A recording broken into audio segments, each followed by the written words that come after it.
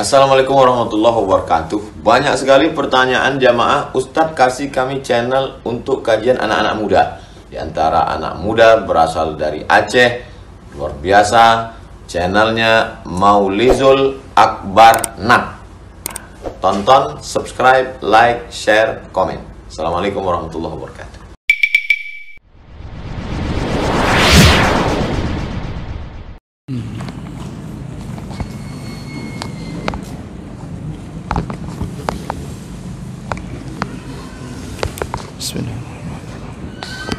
Assalamualaikum warahmatullahi wabarakatuh.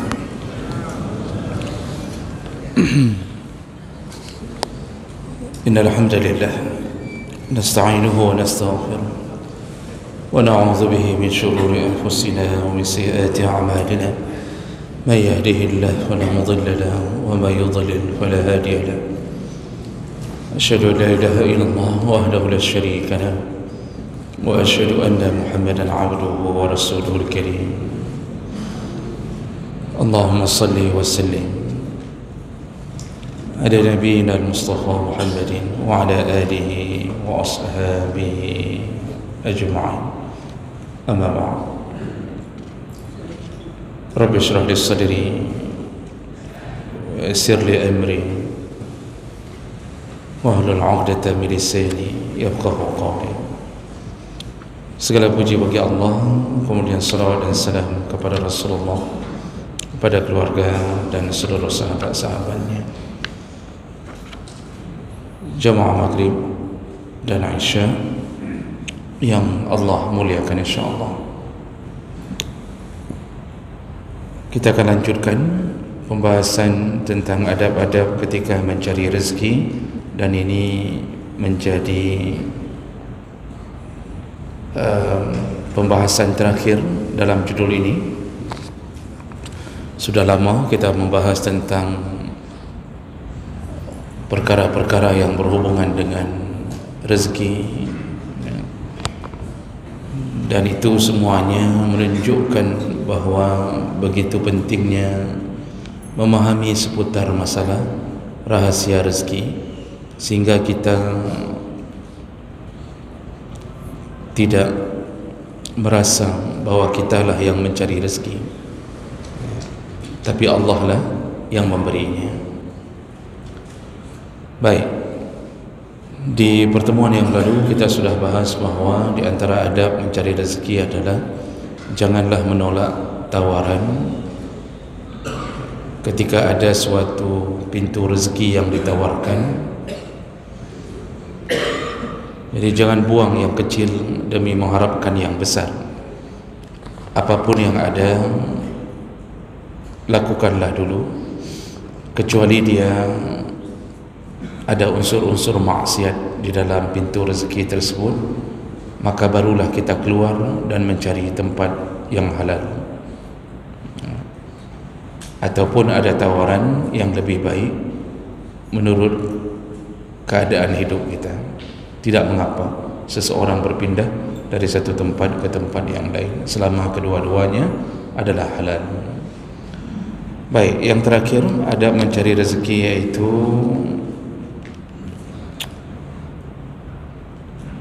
adamu inkari an-ni'am wa ta'diyatu haqqillah fir rizqi, yaitu janganlah mengingkari atau tidak mensyukuri nikmat yang diberi, dan sekaligus lakukan atau berilah atau syukurilah nikmat itu dengan menunaikan hak-hak Allah di dalam rezeki kita. Jadi yang pertama tadi adalah jangan sampai kita masuk ke dalam golongan orang-orang yang mengingkari nikmat. Bagaimana mengingkari nikmat? Kita tak mengakui bahawa nikmat itu datangnya dari Allah Subhanahu wa taala. Itu salah satu proses tidak mensyukuri nikmat Allah. Jadi pertama kita tak akui bahawa nikmat itu datang dari Allah. seluruh para nabi ketika ditanya tentang nikmat yang turun kepada mereka, maka mereka menjawab itu adalah pemberian Allah Subhanahu wa taala. Jadi jangan sampai kita berkeyakinan ada makhluk-makhluk Allah yang memberi rezeki kepada kita, atau penyebab turunnya rezeki karena sesuatu selain Allah Subhanahu wa taala. Makanya ada hadis Nabi sallallahu alaihi wasallam menyebutkan dari Zaid bin Khalid al-Juhani radhiyallahu anhu, قال صلى بنا رسول الله صلى الله عليه وسلم صلاة الصبح بالحديبية في إسر السماء كانت من الليل. Pada suatu waktu kami salat bersama Nabi sallallahu alaihi wasallam di bawah atap langit atau beratapkan langit. Falamma insarafa, jadi mereka ni salatnya di Hudaibiyah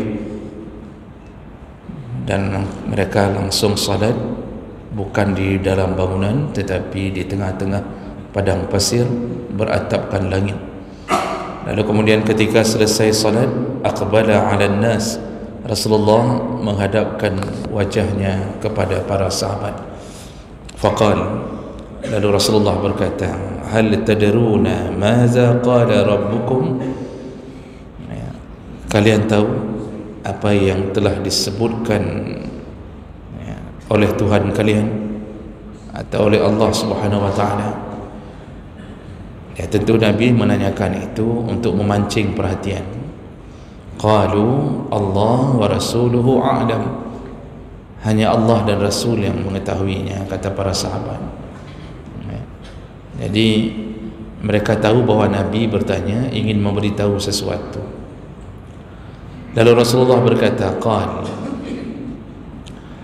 qala asbaha min ibadi mu'min bi wa kafir.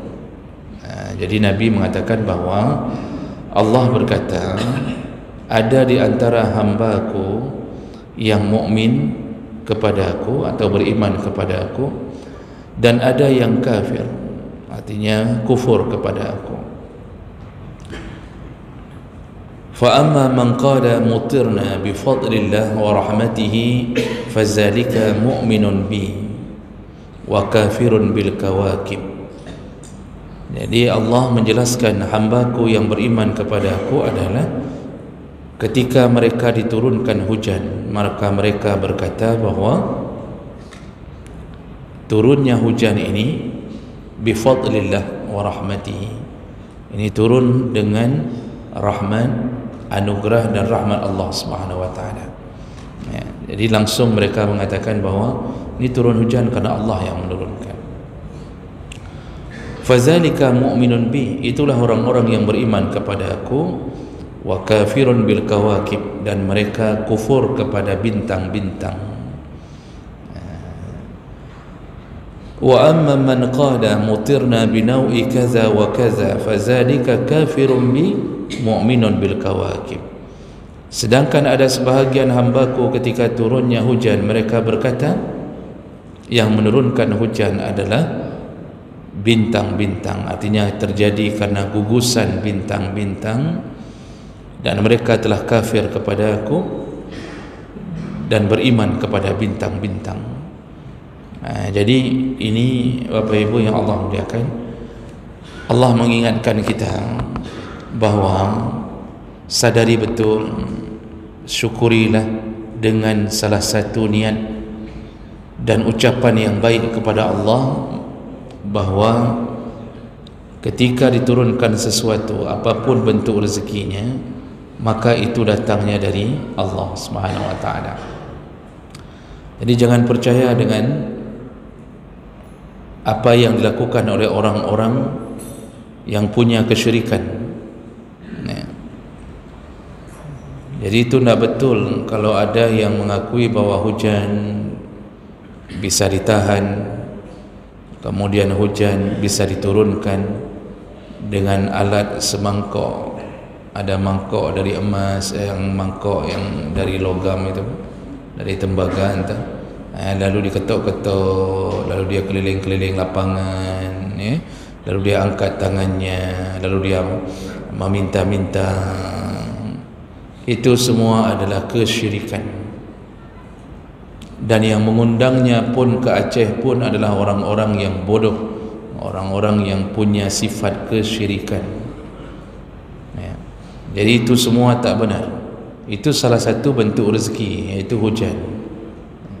Jadi ketika datangnya sesuatu, cara kita mensyukuri nikmat pertama adalah Allah lah yang memberi. Allah lah yang memberi. Makanya Nabi Sulaiman menjawab ketika ada yang bertanya tentang kekayaannya, dia mengatakan hadza min fadli rabbi. Inilah pemberian Allah Subhanahu wa taala. Begitulah sikap kita di hadapan Allah. Jadi jangan menyombongkan diri seakan-akan kita yang mencari rezeki. Tidak. Kita ini hanya berusaha, tapi yang menentukan turun tidak turunnya rezeki kepada kita hanya Allah Subhanahu wa taala. Dengan begitu, maka kita dianggap telah beriman kepada Allah dan kita telah kafir kepada seluruh makhluk-makhluk yang kita yakini bahwa dia juga bisa ada kemungkinan menurunkan hujan. Inilah hamba yang disukai oleh Allah Subhanahu wa taala. Dengan begitu, kalau keyakinan kita penuh, maka dimudahkanlah urusan oleh Allah Subhanahu wa taala. Nah, ini syukur model pertama, iaitu syukur dengan hati dan syukur dengan ucapan. Lalu disambung, termasuklah adab ketika mencari rezeki setelah mensyukuri nikmat apa yang dia dapatkan dengan ucapannya, dengan hatinya, maka kemudian ta'diyatu haqqillah azza wa jalla.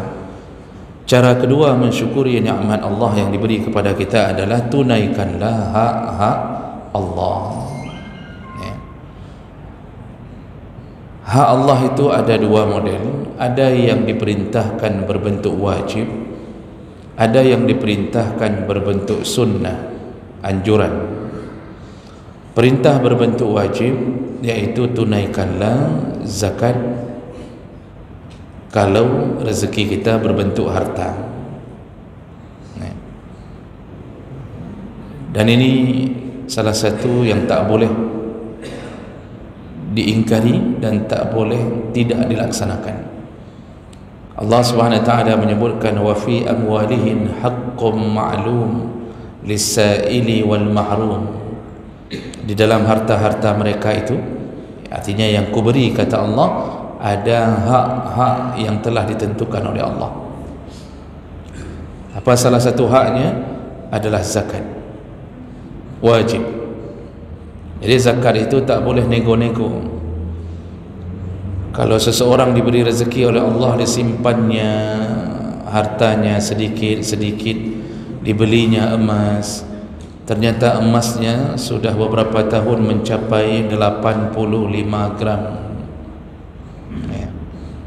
85 gram. Dalam pandangan jumhur ulama, itu sudah mencapai nisab. Kalau sudah mencapai nisab, itu selain emas yang dipakai. Yang dipakai pun baru tidak kena zakat kalau ukuran yang dipakai masih dimaklumi dalam pandangan uruf atau adat kebiasaan. Jadi kalau orang Aceh itu masih memaklumi kalau pakai emas sejumlah mungkin sekitar 20 sampai 30 manyam, itu masih dimaklumi. Tapi kalau sudah pakai gelang dari emas, dari mulai pergelangan sampai ke siku dengan jumlah 100 manyam atau lebih, yang hana kedang zakat itu cuma yang dimaklumi.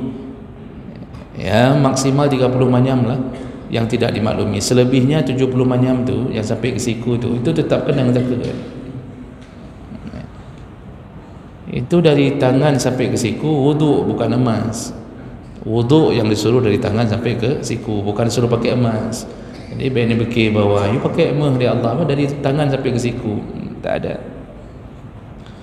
Maka kalau sudah sampai nisabnya, cara mensyukuri nikmat Allah di atas pemberian emas itu, nisabnya sampai, catat di kalender tanggal berapa pertama sekali sampai nisab. Apakah langsung bayar? Tidak langsung bayar Bapak Ibu. Ada syarat kedua, yaitu haul.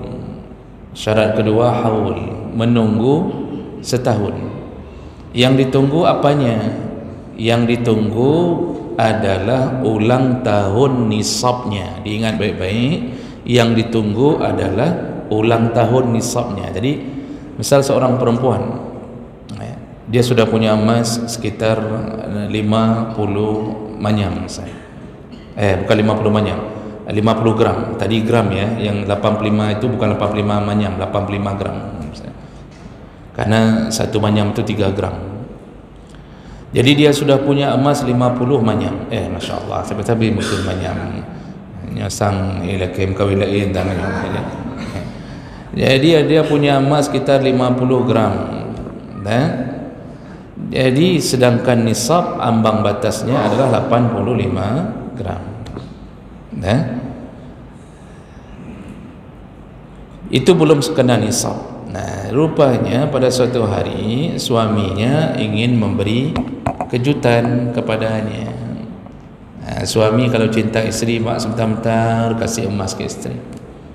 Sebentar-bentar dapat emas ke isteri. Nah, hari itu mungkin karena happy anniversary, jadi ulang tahun perkawinan yang ke-65, dikasihlah kejutan. Jadi dibuatkan cincin oleh suaminya, diajaknya isteri minum di salah satu warung, dibuatkan jus, dipesannya kepada pembuat jus, letakkan cincin ini dalam jus. Jadi kejutannya begitu. Jadi waktu istrinya minum jus, dia harap nanti istrinya menemukan, dan itu surprise, gitu Pak. Surprise bahasa katanya surprise. Jadi jemaah melakukan Allah begitu, suami yang baik itu datang, traktir istri, ditaruhnya emas dalam jus. Ketika diminum oleh istri sampai habis jusnya, tidak ada emasnya, tak ada. Rupanya tertelan bersama jus-jus. Ya, musibah la ilah kejadian ini. Operasi. Rupanya yang diberikan adalah 50 gram. Maka naiklah jumlah emas istri menjadi 100 gram. Itu hari pertama naik di atas nisab. Kalau sudah naik di atas nisab, segera catat di kalender. Berarti sudah sampai nisab. Catat di kalender tanggal berapa. Seharusnya tanggalnya dengan tanggal Hijriah. Saya contohnya catat tanggal 1 Muharram. Jadi sudah naik jumlah emas yang kita miliki itu melebihi 85 gram. 85 gram itu ambang batas sudah mulai kena nisab, sedangkan kita memilikinya sudah 100 gram. Nah, apakah langsung bayar? Tidak. Tunggu syarat kedua, yaitu haul, menunggu setahun. Nah, banyak orang-orang yang bingung, preh tunggu setahun itu setahun dari memiliki emas pertama atau setahun dari sampai nisab. Ini yang orang kadang-kadang bertukar-tukar, Bang. Jadi yang disebut haul itu adalah menunggu setahun umur nisab. Ya, Bapak Ibu, menunggu setahun umur nisab. Tadi kita catat tuh hari dia berada di atas nisab 1 Muharram. Maka tunggu setahun 1 Muharram berikutnya. Setahun disuruh tunggu. Nah, ketika sudah sampai 1 Muharram berikutnya dan emas itu masih berada di atas nisab, baru keluarkan. Berapa yang dikeluarkan? Yaitu 2,5%. Dari apa? Dari total jumlah emas yang kita miliki selain yang kita pakai tadi. Jadi bukan 2,5 dari 85 gram, tapi 2,5 dari 100 gram yang kita miliki tadi. Nah, itu yang perlu dicatat baik-baik. Jadi orang kadang-kadang keluarkan zakat emas 2,5 dan 85 gram kali 85 tip ton kali 85 gram, padahal yang dia miliki 200 gram. Salah, 2,5 dari total yang dimiliki. Oh, ternyata ketika menuju ke haul, menuju ke tahun berikutnya, kita sambil nunggu-nunggu, rupanya emas yang kita dapatkan itu terpakai, berkurang, Pak. Ya, macam-macam kebutuhannya. Ya, bisa jadi kita jual untuk kebutuhan primer, kita beli motor. Jadi kata suaminya, hana lipeng apa belum, mahan hana Honda, tak ada Honda ini, Yamaha ada atau Honda tak ada. Ya. Jadi istri menjual emasnya dengan keridaannya, belilah dia, otomatis jatuh di bawah 85 gram. Kalau sudah jatuh berarti gugur, Pak. Hapus tu yang di kalender tu, catatan tu hapus, sudah gugur karena tidak sampai nisab lagi.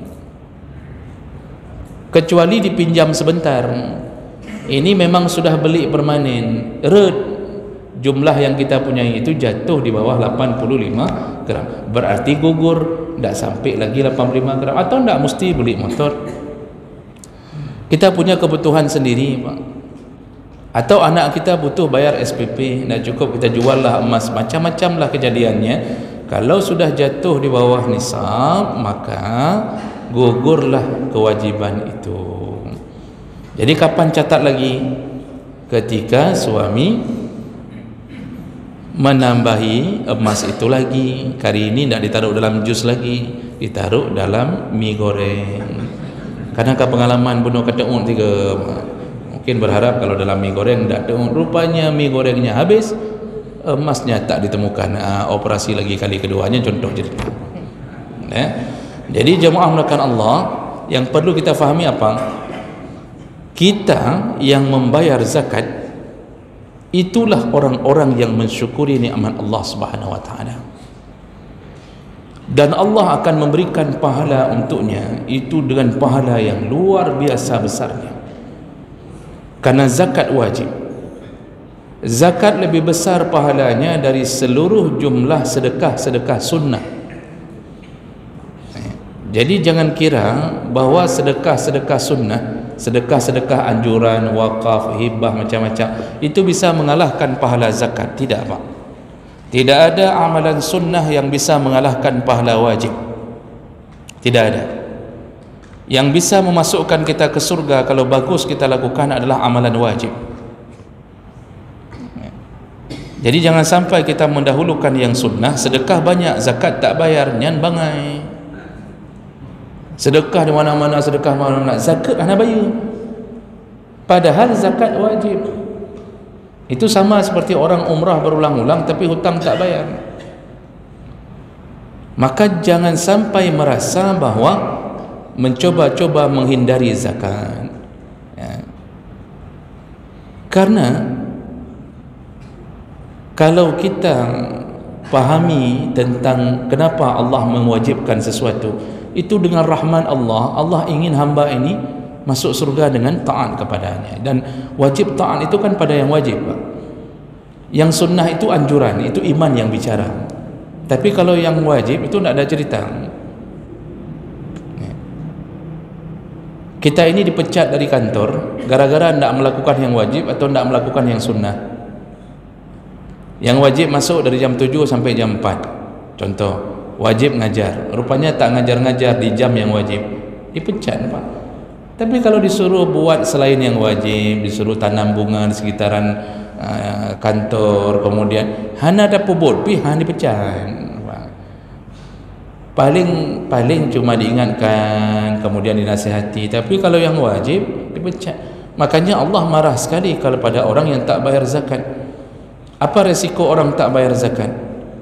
Dalam hadis riwayat Bukhari Muslim, Rasulullah SAW telah memberitahu tentang bahayanya orang-orang yang tak membayar zakat. Ya. Yang pertama adalah disiapkan oleh Allah seekor ular dan ular itu dinamakan Suja' al-Aqra'. Suja' al-Aqra'. Jadi ularnya mengerikan. Aqra' itu botak kepalanya. Kenapa botak kepalanya? Karena terlalu banyak racun yang dia simpan. Ular kan tidak berambut, memang botak. Maksud botak kepalanya adalah kulit kepalanya terkelupas gara-gara banyaknya racun yang dia simpan. Jadi jangan pikir ular tu punya rambut lalu botak, enggak. Dan ini bukan bermakna bahwa yang botak-botak semuanya ular. Karena ada orang yang mengatakan lihatnya orang botak lalu mengatakan kahuli. Nah, itu tak benar. Lahu zabibatan, ular itu punya dua taring yang mengerikan. Dan apa yang terjadi? Tawakahu ala unuqih, ular itu dilingkarkan oleh Allah di leher orang yang tak bayar zakat itu. Lalu dia mengatakan, ini kepalanya sudah mau menggigit nih. Ini Nabi yang cerita nih. Kepalanya sudah mau menggigit, menyiksa orang ini di hari kiamat. Lalu dia berkata, ana maluka, akulah hartamu, ana kanzuka, akulah dulu hartamu yang engkau simpan. Engkau tak bayar zakatnya. Inilah dia. Makanya ternyata ular itu kemudian membaca ayat, allazina yabkhalu wa la yahsabanna allazina yabkhaluna bima atahumullah min fadlihi wa khairan lahum bal huwa syarrun lahum sayutawwaquna ma bakhilu bihi yaumal qiyamah. Jadi ular tu baca ayat Pak. Setelah itu apa yang dia baca? Kata Nabi, orang-orang yang dulu mengira bahwa dia tak bayar zakat dikira baik untuknya, bal huwa syarrul lahum, padahal itu sangat buruk untuknya. Sayutawwaquna ma bakhilu, semua harta yang dia simpan-simpan dilingkarkan di lehernya. Jadi kita pikir kalung kita yang dilingkarkan, yang kita simpan tak bayar zakatnya. Kita pikir semua uang kita ditaruh di leher, rupanya dijelmakan menjadi ular. Jadi kita disiksa oleh harta kita sendiri. Makanya itu terjadi pada orang yang tak bayar zakat. Hati-hati kalau tak bayar zakat. Itu baru siksa pertama. Dilanjutkan siksa berikutnya, dicampakkan ke dalam neraka, lalu kemudian disetrika. Wallazina yaknizuna az-zahaba wal fiddah wa la yunfiqunaha fi sabilillah, orang-orang yang menyimpan harta emas dan peraknya lalu tidak dizakatkan di jalan Allah yang telah ditunjuk oleh Allah, maka apa yang terjadi? Nanti fatuqwa jibahuhum, disetrikalah punggung mereka. Nanti dalam hadis sebutkan disetrika punggung, setrika perut kita dari setrika api neraka. Membayangkan Bapak Ibu, jangankan setrika api neraka, ketika kita jatuh setrika saja, gosokan. Kita sedang setrika ni, kita berdirikan kan, lalu dia jatuhnya ke atas jari kita, itu baru jatuh langsung kita angkat setrikanya kan, kemudian lihatlah apa yang terjadi pada jari kita. Rasa kesakitan luar biasa, bengkak, lalu muncullah air di dalamnya, dan itu berbulan-bulan baru sembuh. Inilah yang terjadi ketika seseorang tidak mensyukuri nikmat Allah dengan tidak menunaikan yang wajib. Ya, baik. Jadi oleh karena itu hati-hati Mak, kalau cari rezeki sudah sampai waktu bayar zakat kemudian tidak membayar zakat.